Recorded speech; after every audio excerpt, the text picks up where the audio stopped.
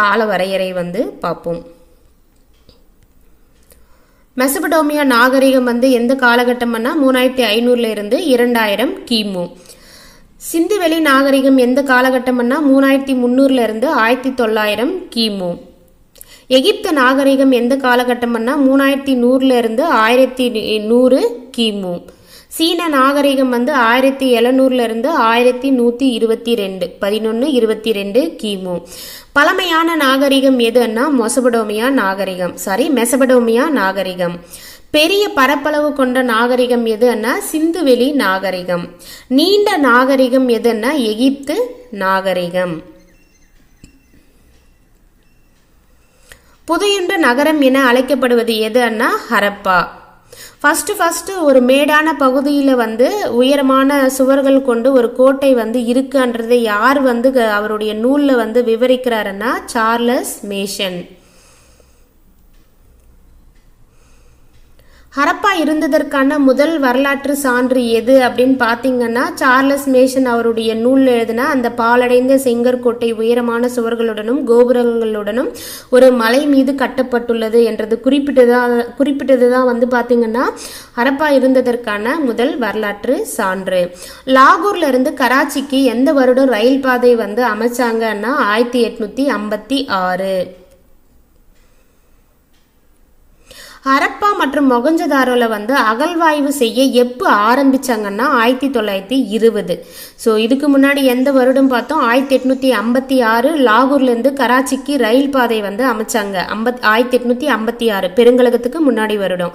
அடுத்து வந்து பார்த்தீங்கன்னா ஹரப்பா மொகஞ்சதாரோ 2 இடமா அப்போ வந்து 20 2 இடத்துல வந்து அகழ்வாய்வு பண்ணுறாங்க 2 இடம் 20 1920 அகழ்வாய்வு வந்து எங்கே ஆரம்பிக்கிறாங்க ஹரப்பா மொகஞ்சதாரோல வந்து ஆரம்பிக்கிறாங்க.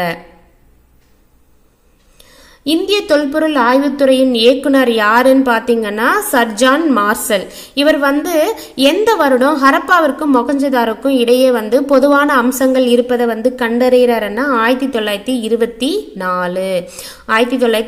ஸோ 1920 வந்து பார்த்தீங்கன்னா ஹரப்பா மொகஞ்சதாரோ 2 இடத்துல அகழ்வாய்வு பண்ணுறாங்க. அப்போ 1902 இடம் 20 1920 sir John marshal director. So இவர் வந்து பார்த்தீங்கன்னா தொல்லியல் துறை இந்திய தொல்லியல் துறையினுடைய இந்திய தொல்பொருள் ஆய்வுத்துறையின் இயக்குனர் யாருன்னா ஜான் மார்சல். டைரக்டர் இயக்குனர்னாலாம் ஜான் சைஸில் இருக்காங்கப்பா, இருந்தாலும் அவங்க மாசு தான். இப்போ ஒரு படமே எடுக்கிறாங்க டைரக்டர் ஜான் சைஸாக இருந்தாலும் அந்த படத்தினுடைய மாசான ஒரு பர்சன்னா யார் சொல்லுவோம் டைரக்டர் தான் சொல்லுவோம். அப்போது ஜான் சைஸ் இருக்காங்க மாசான ஒரு பர்சன். இயக்குனர்னாவே ஜான் சைஸ் இருந்தாலும் மாசு தான் ஜான் மார்சல் என்ற மாதிரி ஞாபகம் வச்சுக்கோங்க. ஹரப்பாவிற்கும் மொகஞ்சதாரோக்கும் இடையே பொதுவான அம்சங்கள் இருப்பதை வந்து கண்டறிந்தவர் யாரு சர் ஜான் மார்சல். எந்த வருஷம் கண்டறிந்தாரு 1924.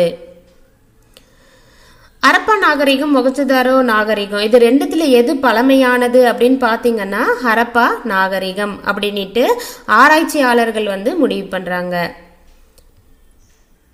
ஏஎஸ்ஐ அதனுடைய ஃபுல் ஃபார்ம் என்னன்னு பார்த்தீங்கன்னா archaeological survey of India. ASI எப்போது வந்து நிறுவப்பட்டதுன்னா 1861. ஸோ வருஷம் இது வரைக்கும் வந்து 4 வருஷம் பார்த்துருக்கோம். ஃபர்ஸ்ட் வந்து 1856 கராச்சிக்கும் லாகூருக்கும் இடையே வந்து ரயில் பாதை வந்து போட்டாங்க.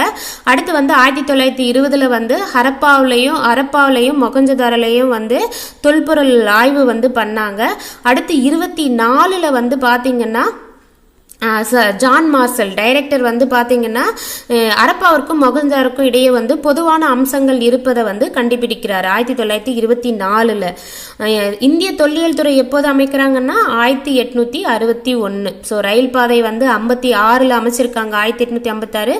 கரெக்டாக 5 வருஷம் கழிச்சு 1861 இந்திய தொல்லியல் துறை வந்து நிறுவிருக்காங்க. யாருடைய உதவியோட நிறுவிருக்காங்கன்னா அலெக்சாண்டர் கன்னிங்ஹாம் அப்படின்ற நில அளவையர் உதவியுடன் ஒரு கன்னி பையனுடைய உதவியோட நிறுவிருக்காங்க. கன்னி பையன் கன்னிங்ஹாம் அப்படின்ற மாதிரி ஞாபகம் வச்சுக்கோங்க. அவர் வந்து ஒரு நில அளவையர். இந்திய தொல்லியல் துறையினுடைய தலைமையகம் எங்க இருக்குன்னா டெல்லியில வந்து இருக்கு. கால வரை இருக்க வேண்டியது மட்டும் ஒரு வாட்டி ரீகேப் பார்ப்போம். சிந்து சமவெளியினுடைய புவியியல்ல எதுன்னா தெற்காசியா. காலப்பகுதி என்னன்னா வெண்கல காலம். காலம் சிந்து சமவெளி நாகரிகத்தினுடைய காலம் கிமு 3300 இருந்து 1900 வரை. சிந்து சமவெளியினுடைய பரப்பளவுன்னா 13 லட்சம் சதுர கிலோமீட்டர். எத்தனை நகரங்கள் இருந்ததுன்னா 6 பெரிய நகரங்கள் வந்து இருந்தது. கிராமங்கள் எத்தனை இருந்ததுன்னா 2000க்கும் மேற்பட்ட கிராமங்கள் வந்து இருந்தது. சிந்து சமவெளி மக்கள் வாழ்ந்த காலத்தை என்னன்னு சொல்லுவாங்க, வெண்கல காலம் அப்படின்னு சொல்லுவாங்க. ஹரப்பா நாகரிகம் வந்து பாத்தீங்கன்னா ஒரு நகர நாகரிகம். ஹரப்பா நாகரிகம் வந்து ஒரு நகர நாகரிகம். ஸோ நம்மளுக்கு எக்ஸாமில் கேட்டால் எப்படி கேட்பாங்கன்னா ஆப்ஷனை வந்து ஒரு 4 ஆப்ஷன் கொடுத்துட்டு ஒரு நகர நாகரிகம் இதில் எதுன்னா நம்மளுக்கு தெரியணும் ஹரப்பா நாகரிகம். அடுத்து வந்து ஹரப்பா நாகரிகத்தின் தனித்தன்மை வந்து கொடுத்துருக்காங்க. சிந்துவெளி ஹரப்பா நாகரிகத்தை வந்து 2 பகுதிகளாக வந்து பிரிச்சிருக்காங்க. என்ன அப்படின்னு பார்த்தீங்கன்னா மேல்நகர அமைப்பு, கீழ்நகர அமைப்பு. மேல்நகர அமைப்பு வந்து எங்க இருக்கும், மேற்கு பகுதியில் அமைந்திருக்கும். மேடான பகுதியில் வந்து கோட்டை இருக்கும். நிர்வாகிகள் தான் வந்து அதை பயன்படுத்துவாங்க.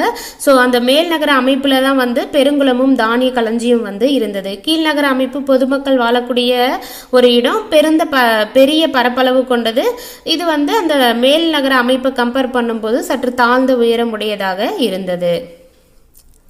சிந்து சமவெளி நாகரிகத்தின் முன்னோடி எதுன்னா மெஹர்கர். மெஹர்கர் எங்க இருக்கு அப்படின்னு பாத்தீங்கன்னா பாகிஸ்தான் நாட்டில் பலுசிஸ்தான் மாநிலத்தில் போலன் ஆற்று பள்ளத்தாக்குல வந்து அமைந்திருக்கு.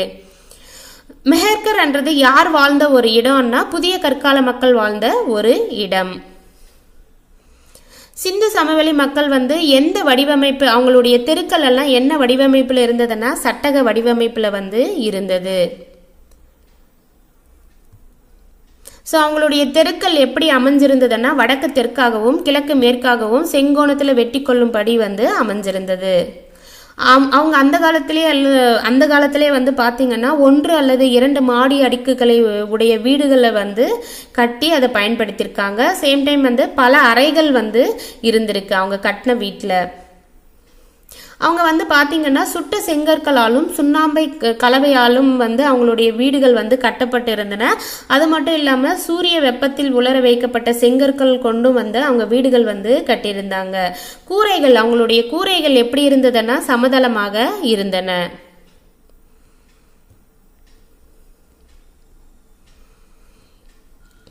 அடுத்து வந்து பெருங்குளம், மொகஞ்சதாரோ, இதை வந்து அடுத்த வீடியோவில் வந்து பார்ப்போம். தேங்க்யூ.